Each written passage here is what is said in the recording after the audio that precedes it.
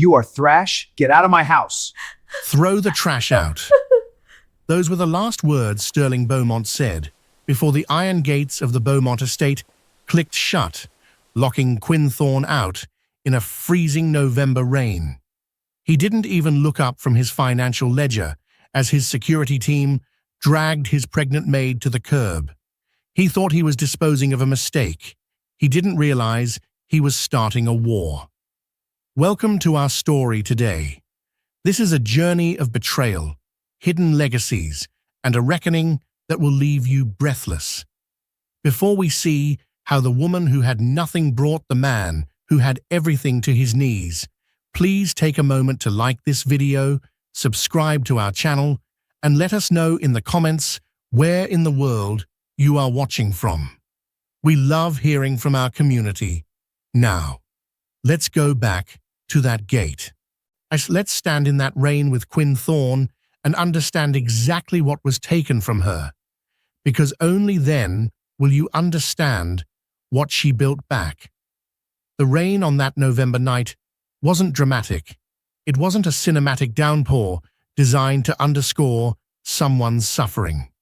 It was the worst kind of rain, thin, relentless, the sort that gets into the collar of your coat before you even realize it's soaked through. The kind that makes everything smell like wet concrete and something older, something rotting underneath. Quinn Thorne was 26 years old when they put her on that curb.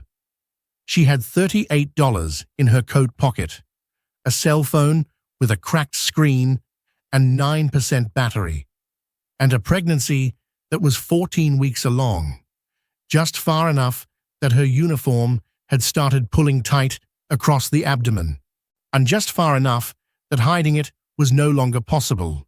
She didn't cry on the curb. People always expect that part of the story. The crumbling woman, the mascara down the cheeks, the hands over the face. That's not what happened. Quinn sat on the stone lip of the gutter in the rain, and she stared at those iron gates, and she counted her breaths. 1, 2, 3. She counted them the way she used to count cracks in the ceiling of the group home in Millfield when she was 12 years old, and the lights went out, and the building made sounds she didn't want to name. She'd learned early that panic was a luxury. Panic costs time you can't afford. So she sat there, and she thought. The Beaumont estate sat behind her on 12 acres of manicured hill. The lights in the east wing were on. She could see the amber glow from the library where Sterling would be, still at that ledger, already having moved past her the way you move past a notification you've dismissed. She was already gone from his mind. She understood that with the sort of clarity that doesn't come with rage, not right away. It comes with a cold, numbing recognition. She had never been a person to him. She had been a function, a convenience. And now she was an inconvenience. The security guard who'd escorted her out, big man, soft eyes, the kind of guy who'd clearly hated the task, had pressed $300 in cash into her hand at the last moment, slipped it to her quick, like contraband. "Bus station's 2 miles east," he'd whispered. "I'm sorry." She'd given the $300 back to him, not out of pride, and out of calculation. She didn't want there to be a record, even an unofficial one, of Sterling Beaumont having done something resembling human decency on her behalf. She wanted his ledger, the moral one, the cosmic one, to read exactly what it was. 0. A flat 0 where empathy should have been. Quinn got up from the curb. She tucked her phone into her bra because her coat pocket had a hole. She started walking east in the rain. 2 miles, $38, 14 weeks pregnant. She'd survived worse math than this. Here's what you need to know about Quinn Thorne before she became Quinn Thorne. The woman who would one day walk into Sterling Beaumont's boardroom and make every person in that room understand what true power actually looks like. She grew up with nothing. And not the romanticized kind of nothing. The kind of nothing that has a smell, cigarette smoke, embedded in furniture that was already someone else's cast-offs, powdered mac and cheese, 3 nights in a row because the food stamps ran short, textbooks wrapped in paper bags because the school was underfunded and the covers kept getting destroyed. She bounced between foster placements after her parents died in a car accident when she was 8. Both of them gone. Same night. Same wet road, actually. Funny how rain keeps showing up in Quinn Thorne's story. She was a serious child. Quiet. The kind of quiet that teachers either love or misread entirely. She read everything she could get her hands on. Library books, instruction manuals, the back of cereal boxes, old newspapers in the laundromat. Her brain was a machine that ate information and sorted it and never wasted a single piece. By the time she was 16, she was tutoring kids in the grade above her for $10 an hour under the table. By 18, she'd gotten herself a partial scholarship to a state university. But partial scholarships and financial aid don't cover everything. They don't cover the broken laptop that won't hold a charge. They don't cover the shifts she'd missed during exam week when the diner cut her hours. They don't cover the month her scholarship check processed late, and she ate crackers and peanut butter for 11 straight days and still showed up to her accounting class and still made a perfect score on the midterm. She dropped out in her junior year, 1 semester short of finishing her finance degree, not because she gave up, because the math stopped working. The part-time jobs didn't stack high enough. The debt was growing faster than she could manage it. And Quinn Thorne, above everything, was someone who understood what unmanageable debt looked like from the inside. She spent 2 years working whatever she could find. Retail, data entry, a brief, terrible month doing telemarketing that she still won't discuss. And then a placement agency found her a housekeeping position at the Beaumont estate, which paid 40% more than anything else in her bracket, provided live-in accommodations, and required a certain kind of invisible competence that Quinn had been practicing her whole life. She was good at the job, meticulous, quiet. The staff liked her because she pulled her weight and didn't create drama. The estate's head housekeeper, a woman named Dolores, who'd been managing the property for 30 years, took a particular liking to Quinn because Quinn was the only member of the staff who didn't need to be told the same thing twice. Sterling Beaumont barely registered her existence for the first 8 months. And then one evening in March, this is the part the story requires us to sit with, however uncomfortable it is, that changed. Sterling Beaumont was 34, recently divorced, running on scotch and 36-hour work cycles, and used to getting what he wanted from the world around him. He was the sort of man who could walk into any room and make the room reorganize itself around him. Not because he was warm, just not because people loved him, because he had the particular kind of gravity that money and certainty create when they occupy the same body for long enough. People moved for him reflexively, the way water moves around a stone. He noticed Quinn, the way a man like him notices things, not with any genuine curiosity, but with a sense of ownership. She was there. She was his. Everything in the house was his.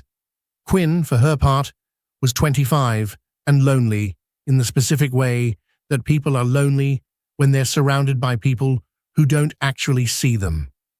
She was smart enough to know better. She was human enough to make the mistake anyway. It lasted 4 months, not a relationship. She understood that. She truly did, even in the middle of it.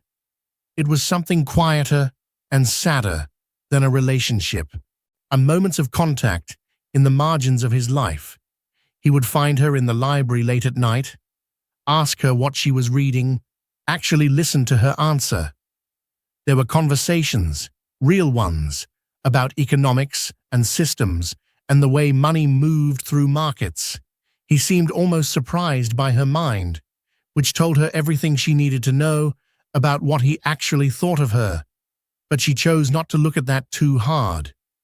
When she told him about the pregnancy, she did it with the stillness she'd practiced all her life. Straight back, quiet voice, eyes on his face, so she wouldn't miss a single flicker. And Sterling Beaumont, who had never in his adult life been confronted with a consequence he couldn't pay someone else to handle, went cold. Not angry, cold. The way a machine goes cold when you flip the switch. And something behind his eyes just closed. He called his attorney that night. And 2 weeks later, on a November evening in thin, miserable rain, Quinn Thorne found herself on a curb with $38 and a cracked phone and something else she was only just beginning to understand. A reason. She sat on that bus, damp and exhausted, riding toward a shelter intake 2 counties over, and she opened a notes app on her dying phone, and she typed 5 words. They will remember my name. 5 words. 9% battery. The screen went dark before she could add anything else, but she didn't need to. What Quinn didn't know yet, what she couldn't possibly know, was that those iron gates she'd been thrown out of were gates her family had once owned. The Beaumont name on that estate. It wasn't always the Beaumont name, and the truth of what had been taken from her was so much larger than a pregnancy and a broken relationship. It was a theft that had started 20 years before she was ever born. But we'll get there. First, let's watch Quinn Thorne do what Quinn Thorne does best. Let's watch her survive. The shelter in Carver County smelled like industrial cleaner and cafeteria eggs. Quinn slept in a room with 7 other women, and she did not sleep well, but she slept, which was a form of victory. In the morning, she made 2 decisions. First, she was keeping the baby. Second, she was finishing what she'd started. She sat at a long folding table in the shelter's common room with a cup of coffee that tasted like it had been brewed sometime earlier in the week. And she mapped out the next 3 years of her life on the back of an intake form she'd been given the night before. Not in a soft, hopeful way, in the way that a person plans a military campaign. Resources, timeline, obstacles, solutions. She had 22 months until she could sit for the Certified Financial Examiner exam. She'd been studying in fragments for 2 years already, picking up used CFE prep books at thrift stores, working through practice problems on her lunch breaks, listening to financial regulation lectures on her phone while she cleaned bathrooms. She was close. She knew the material. She just needed time and a stable enough place to sit and absorb the rest of it. She needed a job, something that used her brain and paid decently and didn't require a degree she hadn't technically finished yet. And she found one at a bookkeeping firm 6 weeks after the shelter intake. A small office above a dry cleaner in downtown Kellerton, a mid-sized city far enough from Beaumont territory that she could breathe, close enough to a good public library that she could get to it on the bus. The firm was run by a man named Gerald Okafor, who'd been doing small business accounting for 30 years, and whose eyes, when Quinn sat down for the interview and answered his first 3 technical questions with the kind of calm precision that made his eyebrows rise, said everything before his mouth did. He hired her on the spot at a rate that was lower than she deserved and higher than she'd expected. She found a single room in a shared house, 3 other tenants, 1 shared bathroom, a radiator that clanked through the night like it was trying to communicate something in code. She negotiated the rent down $40 a month by offering to manage the property owner's basic bookkeeping in exchange. The property owner, a retired postal worker named Deb, agreed so fast it was almost insulting in its eagerness. Quinn set up her workspace on a small desk she pulled from the alley on trash night, wiped it down, bought a used keyboard at the thrift store for $4. The keys were slightly sticky from years of other fingers and spilled coffee. The letter E stuck if you hit it too soft. She didn't replace it. Every time the E stuck, she typed harder. She got used to it. She studied every night. After work, through dinner, actual meals now, not crackers, because she was pregnant and she was not going to be foolish about that. And then from 8 until midnight at that sticky keyboard. Financial regulation, audit methodology, fraud examination, risk assessment frameworks. She read SEC enforcement actions the way other people read thriller novels, tracing the patterns of how empires disguise their rot. She went into labor on a Tuesday in late April with Gerald Okafor's wife driving her to the hospital because Deb from the house was visiting her sister and Quinn didn't have anyone else to call.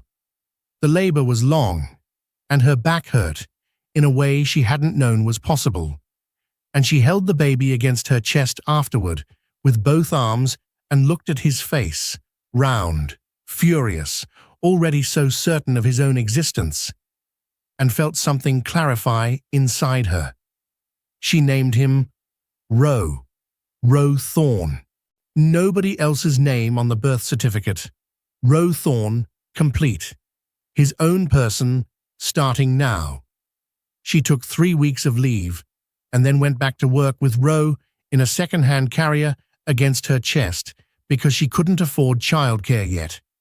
Gerald, who had a grandmother's soft heart behind his professional exterior, didn't say a word about it for 2 months, and by that point, Deb had offered to watch Roe 3 days a week for $60.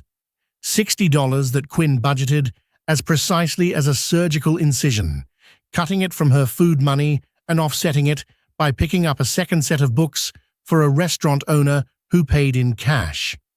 This is the part of Quinn's story that doesn't make for easy listening. There's no mentor who swoops in, no wealthy benefactor who sees her potential and opens doors. Every door Quinn walks through, she finds by looking, and she opens by force. Year 1, she passes the first 2 sections of the CFE exam. Top scores. Her examiner, a woman she'll never meet, notes in the administrative record that the second section score is in the 94th percentile. Year 2, she passes the remaining sections. Same. She receives her certification on a Thursday. She's standing at a printer in the Kellerton Public Library, waiting for the certificate to print, and Roe is in his stroller next to her, doing what 14-month-olds do, gnawing on the edge of a board book with absolute commitment. And she picks up that paper from the printer tray, and she reads her own name on it, and she doesn't celebrate loudly or call anyone. She folds it in half, puts it in her bag, gets on the bus, but her hands are trembling the whole way home. Here is something important about Quinn Thorne that distinguishes her from every revenge fantasy you've ever consumed. She did not spend those years marinating in bitterness. She thought about Sterling Beaumont. Yes, she thought about him the way you'd think about a calculation you haven't finished yet, not with heat, with precision. She watched his company from a careful distance. Beaumont Capital, publicly traded, diversified holdings in real estate development, private equity, and infrastructure financing.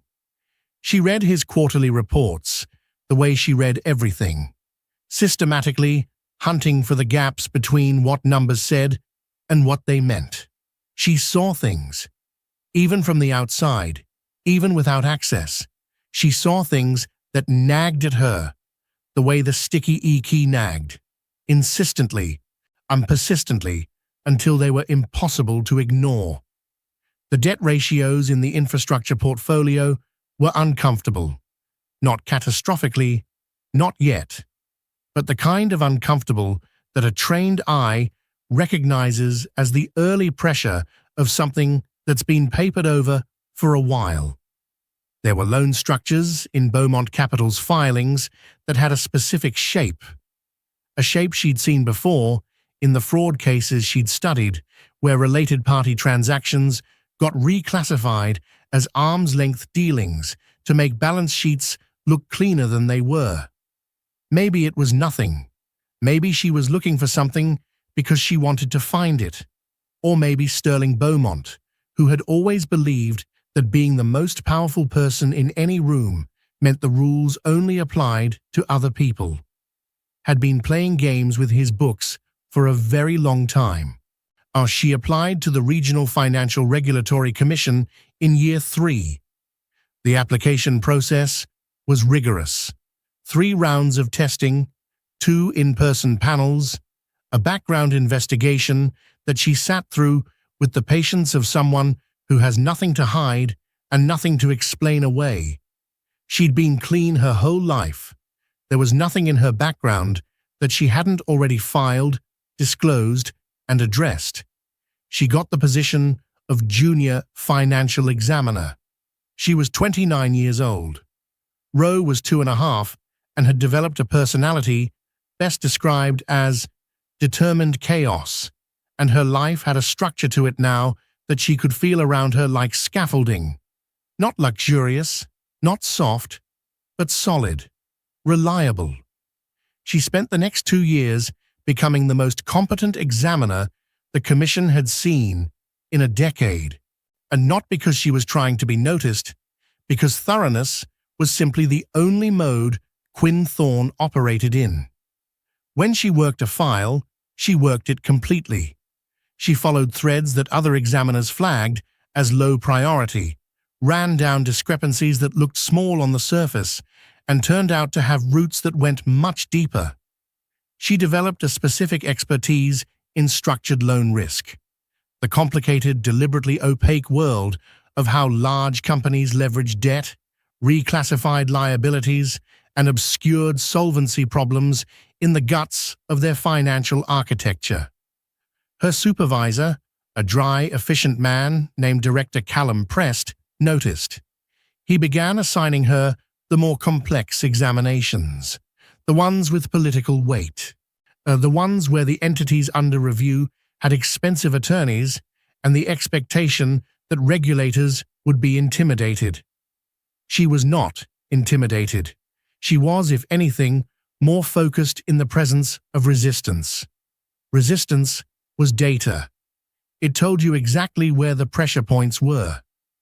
In her 4th year at the Commission, she was promoted to Senior Financial Examiner at 31, youngest in the regional office's history. And it was at that point that a file landed on her desk that made the hair on the back of her neck stand at full attention. Beaumont Capital. Investigation initiated on the basis of a whistleblower complaint from a former internal auditor. Alleged irregularities in the infrastructure loan portfolio. Potential misclassification of non-performing assets. Suspected off-balance sheet liabilities managed through a series of subsidiary shell structures that had never been properly disclosed. Director Press stopped by her desk to hand her the file personally. "This one has some weight to it," he said, which was his version of a warning. "The entity has significant political connections. You'll want to be precise." Quinn looked at the name on the cover of the file. Beaumont Capital Group. Sterling A. Beaumont, Chief Executive Officer and majority shareholder. She set the file on her desk. She said, "I'm always precise." She said it the way you say something when you've been waiting a very long time to say it. She drove home that night and put Roe to bed. He was 4 now, and the bedtime negotiations required as much skill as anything she did at the office. And she stood in the kitchen afterward and drank a glass of water, standing up and looked out the window at the city. 4 years of becoming exactly this. 4 years of that sticky keyboard, and those late nights, and those precise, deliberate, step-by-step choices, building on each other like load-bearing structures. The file was on her desk. She was the one who would open it. She let herself smile. Just for a moment. Just in the kitchen. Alone. With no one watching. Then she went to bed. Because she had an early morning, and she was going to need to be sharp. But here's where the story splits in a direction nobody saw coming. Because the Beaumont Capital file wasn't just about loan irregularities and hidden debts. And when Quinn began pulling threads, and Quinn always pulled every thread, she started finding records that predated Sterling Beaumont's tenure. Records that went back 30 years. Records that mentioned a company called Thorne Whitfield Capital Partners, which had been absorbed into what eventually became Beaumont Capital. And the name Thorne, her name, the name she'd carried her whole life without knowing why her parents had it, kept appearing in those records in a way that made something cold and slow-moving begin to stir at the base of her stomach. Quinn Thorne did not walk into the Beaumont Capital examination with a personal agenda. She was clear-eyed about the risk of that. She knew that any action she took, any finding she produced, had to be airtight, unimpeachable. Because Sterling Beaumont would have an army of lawyers looking for any crack, any personal connection, any procedural misstep they could use to blow up the examination. So she did it exactly right. She disclosed to Director Prest that she had a prior employment history with the entity, had worked as a household staff member at the Beaumont estate for approximately 14 months, ending approximately 5 years prior. She did not mention the rest of it. The rest of it was not professionally relevant to her examination findings, and it was none of the Commission's business, and she had no intention of handing Sterling's attorneys a conflict of interest argument on a silver tray. Prest reviewed the disclosure, considered it, and ruled that a 3-year threshold made prior household employment too remote to constitute a disqualifying conflict. She was cleared to proceed. She proceeded. The Beaumont Capital examination began on a Wednesday in late October. Quinn led a team of 4, herself, 2 junior examiners, and a forensic accountant named Priya, who had the rare combination of meticulous patience and a genuine appetite for complexity that made her the best person in the office for a job like this. They did not announce the depth of what they were looking for. They requested documents in a sequence that appeared routine: general ledger access, loan portfolio summaries, subsidiary org charts, board minutes for the past 5 years, standard opening moves in any examination. Nothing that would ring alarm bells. And Sterling Beaumont's response was what you'd expect from Sterling Beaumont. He sent his attorney, a man named Garrison Wells, which is the kind of name that belongs to a man whose suits cost more than most people's car payments, who sat across from Quinn in the first preliminary meeting with the specific expression of someone who expects to be the most formidable person in any room they enter. Quinn wore a grey blazer and no jewelry. She had her notes in a plain manila folder. She let Garrison Wells talk for 11 minutes about the Commission's timeline expectations and Beaumont Capital's commitment to cooperation and the extraordinary complexity of the entity's financial structures before she opened her folder and began asking questions. The questions were precise, technical, and completely unintimidated by the 11 minutes of preamble. Garrison Wells's expression shifted, very slightly, around question 4. Just a micro-movement around the eyes. A recalibration. Quinn noticed. She always noticed. She filed the notation in her working memory and kept going. It took 6 weeks to get to the shell structure. 6 weeks of document requests and data reconciliation and cross-referencing subsidiary filings against parent company disclosures and tracing transactions backward through a chain of entities that had been designed, expertly, she'd give them that, to be as difficult to follow as possible. But as difficult as possible was not the same as impossible. And Quinn Thorne had been navigating systems designed to exclude her since she was 8 years old. The shell structure was elegant in the way that fraud often is. 14 subsidiary entities spread across 3 different regulatory jurisdictions, all of them nominally independent but functionally connected through a web of management agreements and intercompany loans that effectively allowed Beaumont Capital to move problematic assets around the internal structure without ever having to recognize the losses on its primary balance sheet. When an infrastructure loan went non-performing, which a significant portion of them had in the years since the rate environment shifted, the loss would get shifted into one of the subsidiary shells, which would issue a new internal note against it. And suddenly, the non-performing loan had been replaced on the parent company's books by a performing intercompany receivable. The losses weren't gone. They were just redistributed, hidden in the architecture, waiting.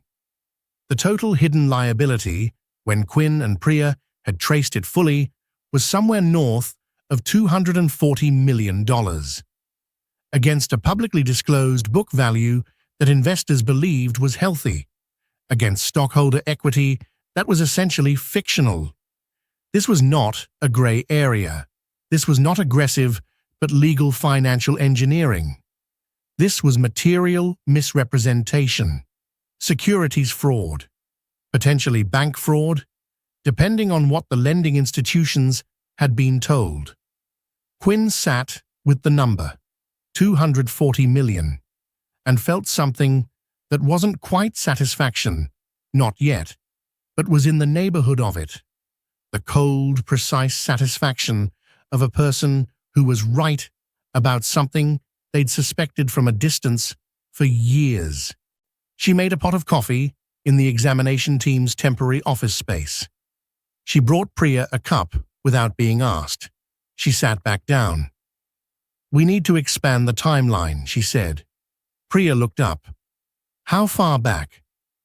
Quinn thought about those subsidiary structures, thought about the management agreements, the intercompany loan histories, the earliest filing dates she'd found so far. 30 years, she said. "I want everything." Priya raised an eyebrow. "That's before Sterling Beaumont took over." "Yes," Quinn said. She said it simply, like it was just the next step. The 30-year documents didn't come easily. Some of the older records were archived in physical form. The Commission had to formally request transfer from a federal repository, which took 2 weeks and required Director Prest to escalate the authorization. Prest, to his credit, didn't ask her why. He'd seen enough of her work to know that when Quinn Thorne pulled a thread that far back, there was something on the other end of it. The physical files arrived in 3 archive boxes, cardboard, battered, some of the older documents in them slightly water-damaged along the margins. Quinn sat with them in the examination room after hours one evening, Priya having gone home. The office quiet, except for the ventilation system above her. She went through them methodically. Most of it was unremarkable. Standard incorporation records, old tax filings, historical loan agreements, the kind of material that was tedious but necessary to establish the full picture. And then, 3/4 through the second box, she found the acquisition agreement. The document was dated 28 years ago. It was the record of a corporate acquisition, the purchase of an entity called Thorne Whitfield Capital Partners by a company called Beaumont Consolidated Holdings, predecessor to Beaumont Capital Group. The acquisition price was listed at $47 million. She read the document again, twice, 3 times. Thorne Whitfield Capital Partners. Founders listed as Raymond Thorne and Gerald Whitfield. Raymond Thorne. The name moved through Quinn like a current. Raymond Thorne had been her father's name. She'd known that. She'd known her father's name, the way you know the names of things you've lost, as a piece of information that lived in a specific, closed compartment, separate from everything functional. She kept reading. The acquisition had been structured as a distressed asset purchase. Thorne Whitfield Capital Partners, the document stated, had been acquired following a material finding of financial irregularities and pending regulatory action, which had caused the founders to lose their operating licenses and necessitated a forced sale of the entity's assets. Quinn's hands had gone very still. She understood, with the particular clarity of someone who spent every day of their professional life understanding exactly this kind of document, what she was reading. Her father had been a founder of what eventually became Beaumont Capital. His company had been taken from him, not bought from him in any legitimate sense, but acquired for a fraction of its true value through a process that began with regulatory findings of financial irregularities. She pulled the subsidiary box. She found the regulatory action file. She read it, and then she read it again, because the first time through she needed to be sure she wasn't letting what she desperately wanted to find override what was actually there. She wasn't. The regulatory findings against Thorne Whitfield Capital Partners, the findings that had killed Raymond Thorne's operating license and forced the distress sale, were built on documentation of fictitious transactions and fraudulent account statements, evidence that Thorne Whitfield had been falsifying client records and misappropriating funds. But here was the thing. Quinn had spent the last 6 weeks of her life inside Beaumont Capital's financial structures. She knew what fabricated documentation looked like at a granular level. She'd been looking at it for weeks. The evidence in Raymond Thorne's regulatory file had the same structural fingerprints, the same methodology. Not similar, the same. Someone had framed Raymond Thorne. Someone had manufactured evidence of fraud, fed it to a regulatory body 28 years ago, destroyed his operating license, and then swooped in to buy the company he'd built for $47 million. A company whose underlying asset base, once you ran the numbers forward, had been worth somewhere between $300 and $400 million at the time of the forced sale. Quinn sat in that examination room for a long time. The ventilation kept running. The fluorescent light above her hummed at a frequency just below hearing. Somewhere outside, traffic moved. She thought about her father. She didn't have many memories of him. She'd been 8 when he died, and most of what she had were fragments, the weight of his hand on her shoulder, the smell of the car he used to drive, the particular sound of his voice when he was on the phone, businesslike, confident, a sound she'd never understood as a child because it didn't match the father at home, who was softer, funnier, always ready to make something a game. Now she understood it. Her father had been a man building something. He'd been building exactly what she'd been building for the last 5 years. And someone had taken it from him, taken it, and used it as a foundation for a dynasty that eventually passed to Sterling Beaumont, who had then thrown her out of the building that her father's work had helped create. The irony was so sharp, it was almost funny. Almost. She called Priya at 10:30 at night. Priya answered on the second ring, and which told Quinn that Priya had been expecting this call in the way that good partners on complex examinations develop a sixth sense about. "I need you in early tomorrow," Quinn said. "How early?" 7. A pause. "Quinn, what did you find?" She looked at the acquisition agreement on the table in front of her, at her father's name, printed on a document that had been sitting in an archive box for 28 years. "Everything," she said. What Quinn had found was only the beginning of what she'd need. Evidence of a 30-year-old corporate fraud, however clear it looked to her trained eye, would not by itself be enough to undo what had been done. She needed corroboration. She needed chain of custody for the original Thorne Whitfield assets. She needed, above everything else, and to find whoever had manufactured that evidence, because some of those people might still be alive. And one of them, she was increasingly certain, was connected to the current Sterling Beaumont enterprise in ways that were still very much active. Because fraud, this old, this well hidden, it doesn't just disappear. It gets maintained, and whoever was maintaining it had to have left traces that were now inside her examination. The connection between the historic Thorne Whitfield acquisition and Beaumont Capital's current shell structure came through a name Quinn found in 3 separate places across 2 different decades, a man named Victor Rell. Victor Rell had been a junior attorney at the firm that handled the Thorne Whitfield regulatory proceedings 28 years ago. He'd been one of the architects of the legal case that stripped Raymond Thorne's operating license. He was 62 years old now and technically retired, but his name appeared as a consultant on 2 of Beaumont Capital's subsidiary management agreements, the ones that were most central to the current shell structure, with fees that in the last 3 years alone totaled well over $4 million. Consultants who bill $4 million in fees don't do it for expertise. They do it for silence. Quinn subpoenaed Victor Rell's consultant agreements within 48 hours of finding his name.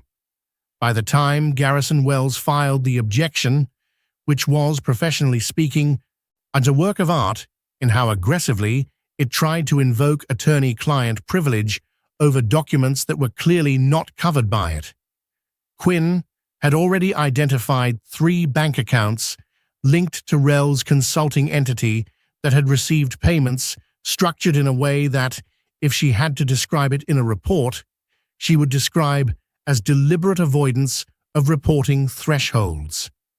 Garrison Wells escalated to Director Prest. Prest called Quinn into his office and shut the door, which he only did when something had gotten heavy enough that he needed to be careful about the walls. "Wells is suggesting the examination has exceeded its authorized scope," Prest said.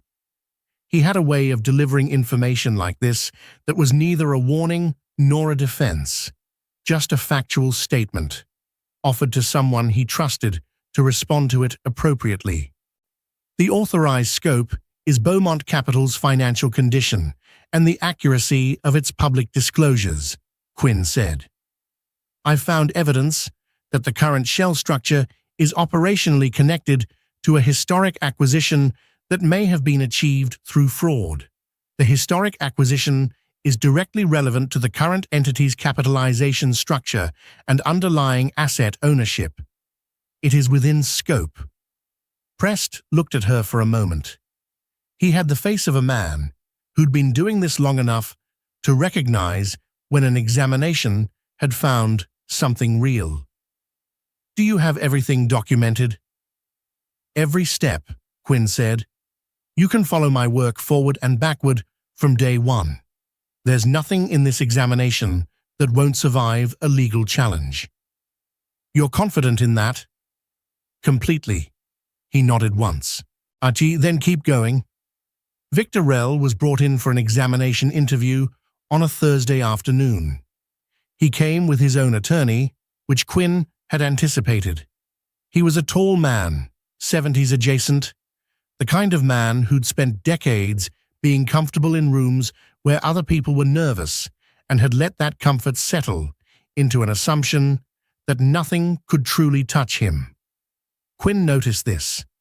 She noticed the way he walked in, the slight tilt of the head that meant this is a formality, the way he arranged himself in his chair across from her with his attorney on his left and his hands folded on the table, composed, unworried. She let him be unworried for the first 20 minutes. She asked about the consulting agreements, what services he provided, how the scope of work was defined, who at Beaumont Capital he reported to. As standard, expected questions.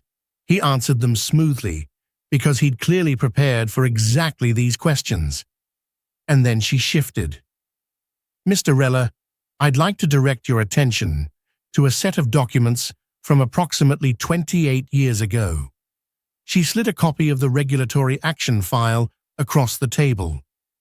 This is the proceeding against Thorne Whitfield Capital Partners, which you worked on as junior counsel. I'd like to ask you some questions about the evidence preparation. Victor Rell's hands, still folded on the table, didn't move, but something changed in his face. Something around the eyes, just barely, just for a half second. There it was. The tell. His attorney objected immediately. Relevance, scope, privilege. Quinn walked through each objection with the patient, a detailed precision of someone who had anticipated all three. Rell sat quietly through it, and Quinn watched him, the way she'd been trained to watch subjects during document review interviews. And what she saw underneath his composure was not the blankness of an innocent man listening to a misunderstanding. What she saw was calculation. Active, rapid, fear-adjacent calculation. He was deciding what was safe to say. By the end of the interview, he hadn't told her anything. He didn't have to. But the interview wasn't about what he told her. It was about establishing his presence in the record, his name, his connection, his knowledge, building the documented foundation she'd need. After he left, Priya appeared in the doorway with a cup of coffee and the expression of someone who'd been watching through the interview's video feed. And he knows, Priya said. He knows we know, Quinn corrected. That's different. She picked up the coffee and took a sip. Now he has to decide whether to protect himself or protect Beaumont. And those two things are not the same thing anymore. The formal examination presentation to Beaumont Capital's board was scheduled for a Tuesday in January, 14 months after Quinn Thorne had opened that file. She dressed carefully that morning, not out of vanity, out of the same deliberate intentionality with which she did everything. Dark suit, good shoes, her hair down, which she almost never wore. But today, she wanted to take up the full space of herself. She looked at her reflection in the bathroom mirror for exactly as long as it took to confirm that she looked like what she was. She looked like someone who was about to walk into a room and change everything in it. Ro was at school, kindergarten now, a child of ferocious opinions and genuine sweetness, who had that morning announced at breakfast that he had decided to become an astronaut chef and wanted her opinion. She'd given him her opinion.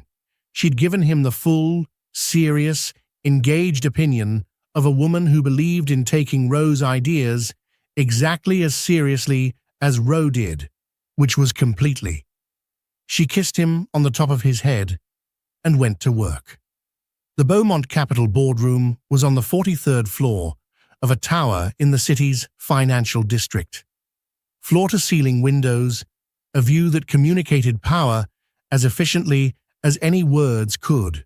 And a conference table that was either a single piece of wood or such a convincing reproduction of one that the distinction barely mattered. Sterling Beaumont was already seated when Quinn entered.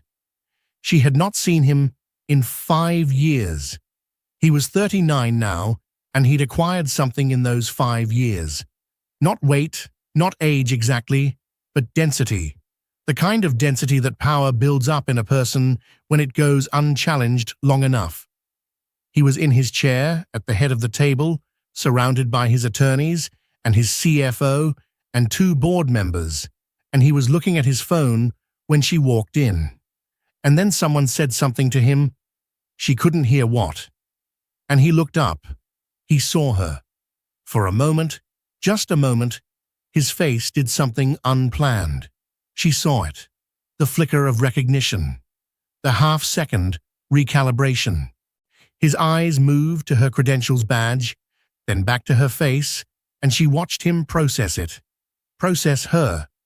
Process the gap between the woman he'd had removed from his property 5 years ago and the woman standing on the other side of his boardroom table with a commission badge and a file that contained the full accounting of everything he'd built on sand.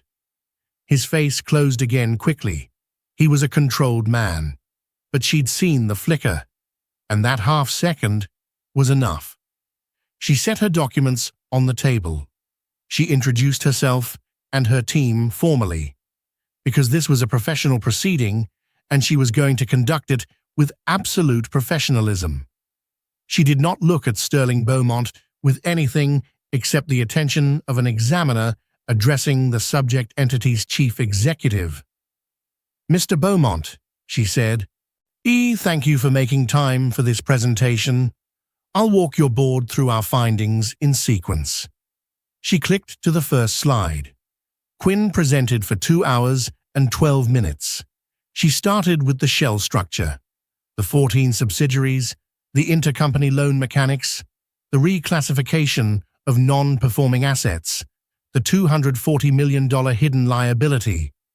She walked through it step by step, precisely, without drama. The way a master craftsperson walks you through a piece of work they know is perfect. The attorneys took notes furiously.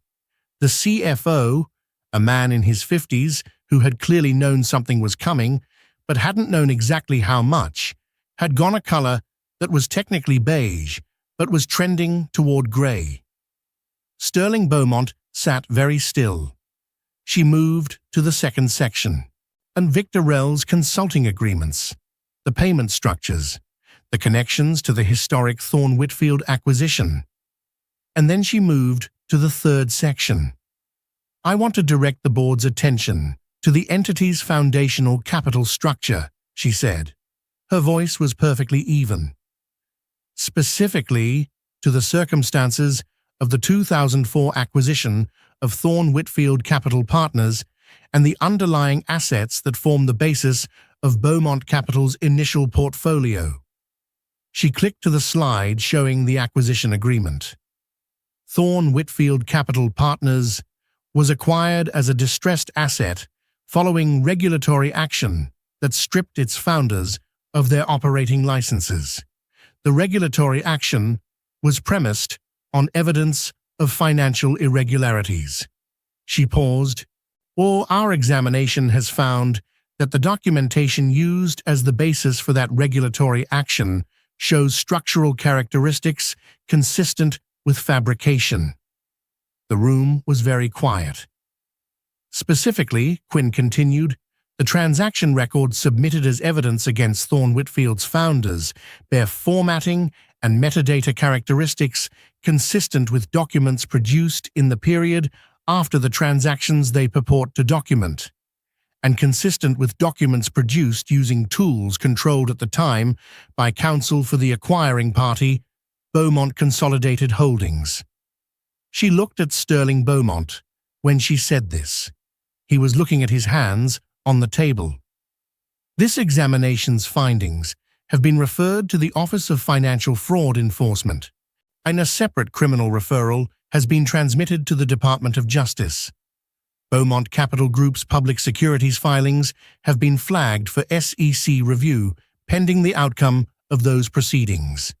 She clicked to the final slide. Mr. Beaumont, the findings are in front of you. Do you have questions about any component of the examination? The room stayed quiet for a long moment. Garrison Wells opened his mouth. Quinn watched the motion and waited. But it was Sterling Beaumont who spoke first. He lifted his eyes from the table. He looked at her. Really looked at her. The way she'd never been looked at inside this world. The way she'd always been invisible in it until right now. Quinn, he said, and his voice had something in it that she'd never heard from him in all the months she'd known him.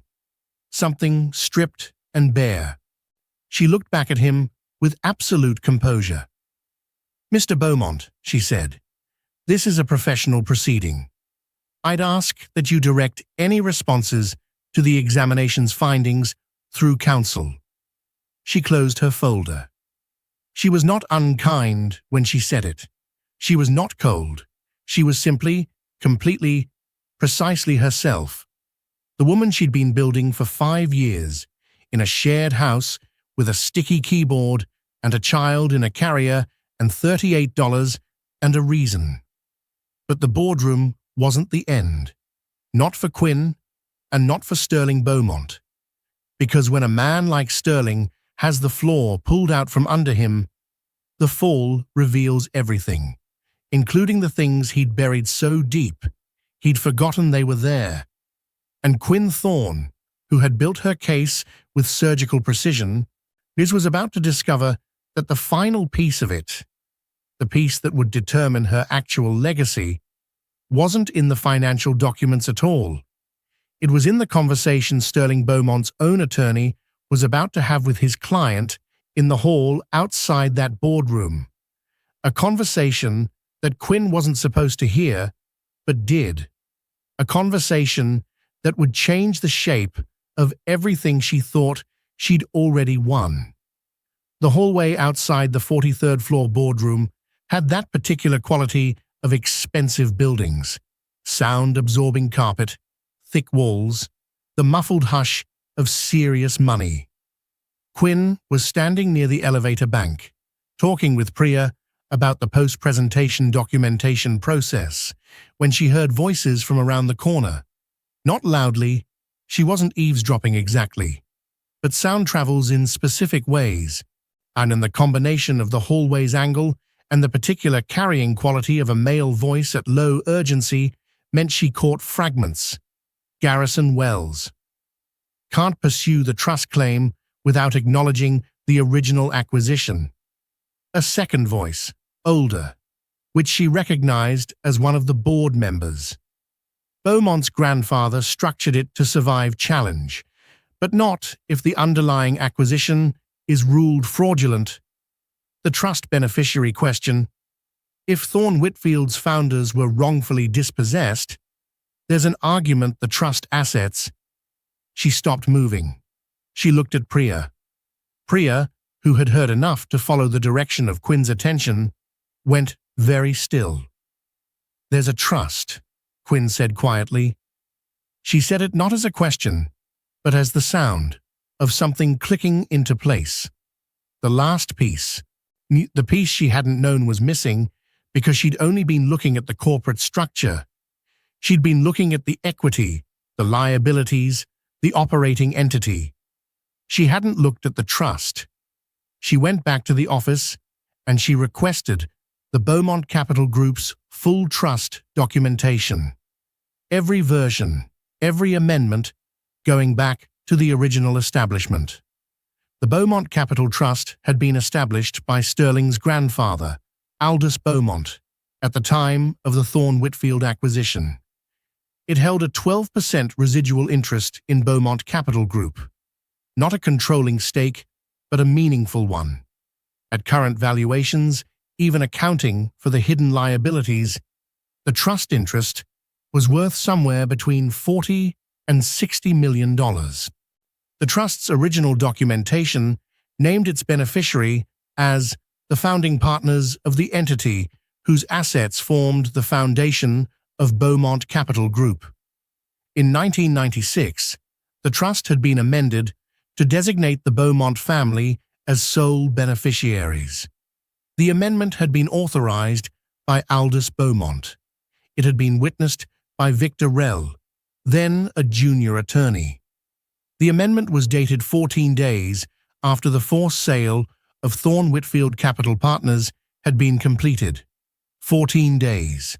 The original beneficiary designation, before the amendment, before the acquisition, before everything, named the founding partners of what was then a company in formation. The company that became Thorne Whitfield Capital Partners, Quinn's father, Raymond Thorne. The trust had been meant for her father, but structured to survive the transfer of the operating entity. Designed by Aldous Beaumont himself, perhaps as a hedge, perhaps as something closer to conscience, to ensure that the original founders retained a meaningful stake regardless of what happened to the company's management structure. And 14 days after Raymond Thorne was forced to sell, the trust was amended. The beneficiary was erased and replaced. Quinn Thorne had been an orphan with $38 on a curb 5 years ago. The same trust that her father had been meant to receive had been worth $22 million at the time of its amendment. It had grown in the decades since. She was the heir to an interest in Beaumont Capital that had been stolen from her family before she was ever born. She sat with this for a long time. Priya was quiet across the table and giving her the space to process it. "We need to refer this to the Trust Litigation Unit," Quinn said finally. "And I need to disclose to Director Prest that this examination has revealed a potential personal interest I was not previously aware of." "You didn't know," Priya said. "I know that. The disclosure is still required." She pulled her notepad toward her. "I need to be clean on this. Everything we've found has to be able to stand without me anywhere near the personal dimension of it." Priya looked at her with something that was almost admiration, and was also a little bit like the look people gave Quinn when they just understood something they hadn't expected to understand. "You're going to hand the trust claim to someone else." "I'm going to hand the trust claim to the right legal process," Quinn said, "which is different from someone else." She picked up her pen, put it back down, picked it up again. "My job was always to find the truth," she said quietly. "The truth doesn't need me to own it. It just needs to be found." Sterling Beaumont's empire did not fall overnight. These things never do. They fall the way structures fall when the load-bearing elements have been quietly compromised. Not all at once, but in a cascade, one thing giving way and then the next, the acceleration becoming impossible to stop once it's started. The SEC review of Beaumont Capital's public filings was announced within 2 weeks of the examination's referral. The stock price dropped 18% in a single session. The board convened an emergency meeting and voted to place Sterling on administrative leave pending the outcome of the investigations. The vote was 8-3. Victor Rell, confronted with the full scope of what the examination had documented and facing the particular clarity of mind that federal criminal exposure tends to produce, engaged his own counsel separately from Beaumont Capital. Within 6 weeks, he had entered into a cooperation agreement. In exchange for prosecutorial consideration, he provided a complete accounting of the Thorne Whitfield fraud, the fabrication of the regulatory evidence, the structure of the acquisition, the trust amendment, and the individuals at Beaumont Consolidated Holdings who had directed and known about it. Most of those individuals were dead. Aldous Beaumont had died 8 years ago. The general counsel, who'd directed the fraud, was also gone. But the documentation was complete. And documentation, unlike people, I can survive indefinitely. The trust litigation proceeded in parallel. Quinn formally disclosed to the court the circumstances of her discovery and removed herself from any professional involvement, allowing an independent legal team to manage the claim. The court appointed a special trustee to manage the interest pending resolution. The process took 14 months. There were legal challenges and appeals and motions, and the full armory of expensive attorneys doing the work that expensive attorneys do when a great deal of money is at stake. Quinn watched from the appropriate distance, responding to information requests when legally required, otherwise staying in her lane. She kept going to work. She took on new examination files. She mentored 2 junior examiners who were good at their jobs, but needed someone to show them what full commitment to the work actually looked like. She attended Rose's kindergarten graduation in June and sat in a small plastic chair and watched him receive a certificate with his name spelled in glitter, and felt something so large and so simple she couldn't have named it if she'd tried. She didn't name it, she just felt it. Sterling Beaumont, during those 14 months, appeared in the financial press with diminishing frequency and increasing damage. His personal fortune had been heavily concentrated in Beaumont Capital Equity, which continued to lose value as the investigation's scope became public. He resigned as CEO formally in the spring. His administrative leave became permanent. His name began to be used in financial journalism as shorthand for a particular kind of failure. Not the dramatic failure of sudden catastrophe, but the slow, inexorable failure of something that was always built wrong.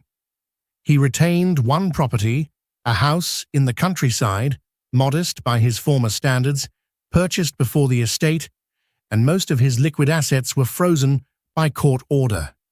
He was not penniless. He retained enough to live on.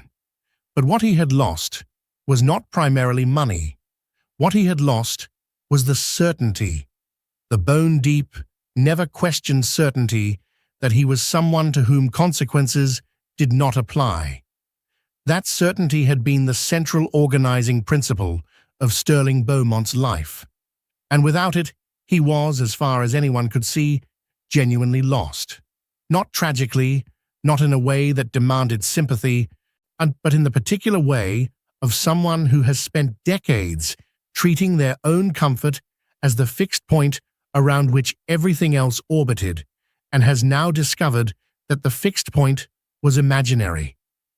The letter arrived at Quinn's office on a Tuesday in February, 2 years after the boardroom presentation. Handwritten. No return address. But she knew the handwriting was unfamiliar, and when she opened it, she found 2 pages in a hand she'd never seen before. Slightly formal, careful, the handwriting of someone who was trying to write more precisely than they normally did because precision felt important. It was from Sterling Beaumont. She read it twice before she let herself respond to it. He did not ask for forgiveness. She'd half expected that. The entitled apology, the demand disguised as contrition. It wasn't that. It was instead, and something she hadn't anticipated. He wrote about Roe. He'd apparently seen a photograph. She couldn't imagine how, given the distance she'd maintained. And he wrote about the recognition that he had a son he had never known. That the photograph made him feel something he couldn't name. And that he was not writing to make claims or demands because he understood that he had forfeited those by every possible measure. He was writing, he said, because silence seemed worse. Because the silence of the past 5 years, his silence, had already done enough damage, and he was unwilling to extend it infinitely. He wrote, "I know what I did. I know there are no words for what I did that change it. I'm not trying to change it." And then, "I thought about you. More than I admitted to myself. I tried not to. I want you to know I thought about you. Quinn put the letter in a drawer. She sat at her desk for a while. Outside her window, the city was doing what cities do in February, going about itself with the kind of collective determination that is the urban version of resilience. People in coats, traffic moving, the specific blue of a clear winter sky that is too cold and too bright all at once. She thought about what it would feel like to be Sterling Beaumont right now. She did this not out of compassion exactly, but out of the same analytical drive that made her good at her work, the desire to understand what was actually happening in a situation, not just what seemed to be happening from the outside. What she arrived at was this. Sterling Beaumont had never, in the whole course of his privileged life, been required to sit with a consequence. And now he was sitting with the largest possible consequence, not the financial one. He'd recover enough financially, eventually, in some diminished form. The deeper consequence, the understanding that the thing he'd built, the identity he'd built, the empire of certainty and entitlement that had organized his entire existence, was assembled on a foundation that had always been someone else's, someone he'd discarded, someone whose name was now written in the final chapter of his story. She didn't write back to the letter. Not that week. She thought about Roe, who deserved information about his father eventually, when Roe was old enough to receive it with the full context, to understand the full shape of it, to make his own decision. That was a future conversation, and Roe's to have when the time was right. She closed the drawer. She went back to work. The trust settlement came through on a Friday in April, which Quinn would always privately consider a perfectly appropriate day for it. The end of a long week, the threshold of something new. The court found in favor of the beneficiary claim. The original trust designation was ruled valid, and the subsequent amendment ruled fraudulent, executed under duress and in furtherance of the broader fraudulent scheme. Quinn Thorne, as the surviving heir of Raymond Thorne, was designated the rightful beneficiary. The trust interest, after the resolution of Beaumont Capital's investigation and the adjustment for the hidden liabilities that had deflated the company's true value, was valued at $38 million. She was 32 years old. She read the settlement document at her desk in the commission office, which seemed, on reflection, exactly the right place to read it. Not in a conference room, not in a law firm office with champagne and handshakes. At her desk, with the hum of the ventilation above her and Priya reading over her shoulder with the expression of someone who has been waiting a long time to see something go right. "What are you going to do?" Priya asked. Quinn set the document on her desk. She looked at the window, the city outside. February this year, she'd gone to the state university, the one she'd been enrolled in before she'd had to drop out, and spoken to a financial aid administrator about completing her degree through the working adult program. She'd enrolled, and she was 2 semesters from the degree that had been interrupted 12 years ago by math that finally, now, worked.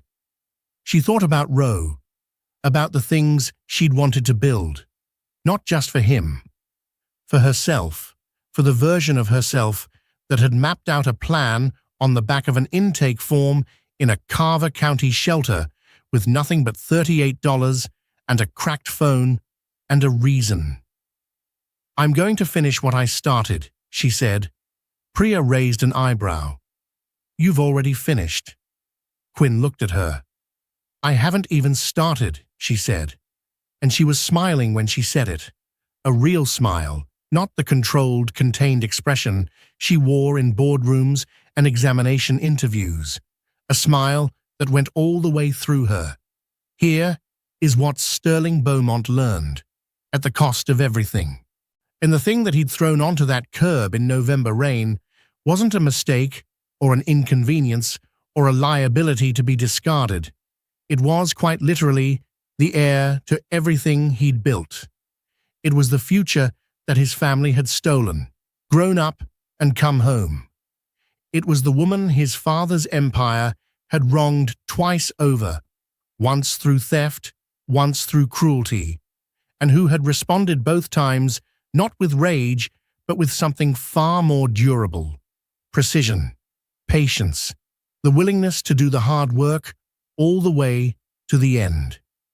He had looked at Quinn Thorne and seen something disposable.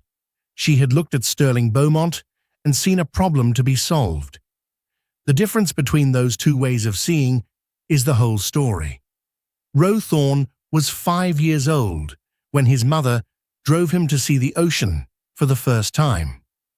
It was a Saturday in May, and they'd been in the car for 4 hours, and Ro had eaten approximately 1,000 crackers and asked approximately 1,000 questions about what the ocean looked like.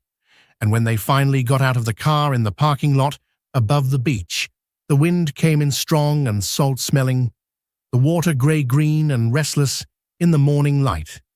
The sound of it, a low, continuous thunder that you felt as much as heard. Ro stood at the top of the path and looked at it. He was quiet for a long moment, long enough that Quinn, who was used to his constant moving and talking and questioning, noticed. "Mom," he said. "Yeah. It's really big." "Yeah," she said, "it really is." He reached up and took her hand. Hers closed around his. Small hand, warm, certain of itself. They walked down to the water together. That was the rise of Quinn Thorne. What was the most satisfying moment for you? When she first walked back into his boardroom, or the final reveal of her true legacy? Let us know your favorite part or the most intense incident in the comments below. If you want more stories of justice and power, please like and subscribe to stay updated. We will see you in the next one.